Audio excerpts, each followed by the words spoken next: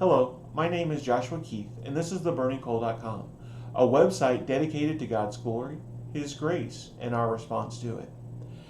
Today we're going to do our Thursday Thanksgiving, and we are going to be thankful for an anchor.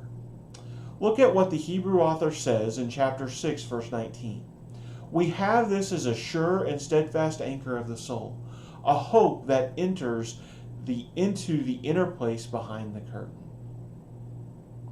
We see here that we have a steadfast anchor, even though life is hard, even though life is really full of storms.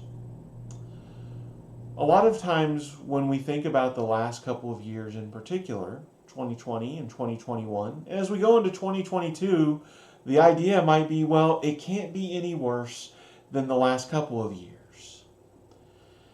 And in some ways, we understand that it has been a very difficult last couple of years. And that's very true. But the fact is that there has always been pain and suffering and storms. And really what makes the last couple of years unique is not that people have died, people have gone through difficulties, people have been discouraged. That's not really unique for any time. What makes it unique is maybe that we've been sharing in the same suffering all at the same time. But we need to understand that life is full of storms, no matter what time it is. And even though we may go into the next year and we hope that next year is better in some ways, we need to understand that one day everything is fine and another day everything is terrible. One day we wake up and we are full of good health and everything is wonderful, and the next day maybe we have a broken leg, or maybe we get a diagnosis about a disease or cancer. One day we have everything secure financially and it's fine, and then the next we have no money whatsoever. One day we have a companion who is there, they are steadfast, they encourage us, they strengthen us. And then the next, we know that we're not going to see them again in this life. Life is full of unpredictable things, and life is full of suffering, of heartache, and trouble. And so it is important for us to know that when these hard times come, we do, in fact, have an anchor. We have something that can steady us, that can encourage us, while all these things are going on. And really what the Hebrew author is talking about here is the promises of God.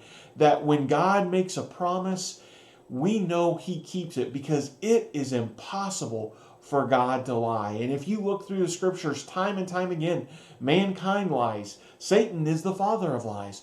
But God keeps His promises. And so we know that when God has promised us salvation and the removal of our sins, that is true and something we can rely on. When God promises us an eternity in heaven with Him, where the things of this earth can be left behind, we can take comfort in that because we know that it is true. God never promised that this life would be easy. In fact, for Christians, truthfully, He promised the opposite. He promised that these storms would come, that there would be hardship.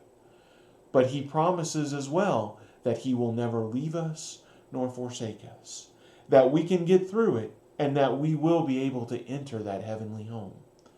And so no matter what else is going on in our life, we can be thankful that we have an anchor, that anchor is the Lord and the promises that He has made us, and that He will get us through no matter what.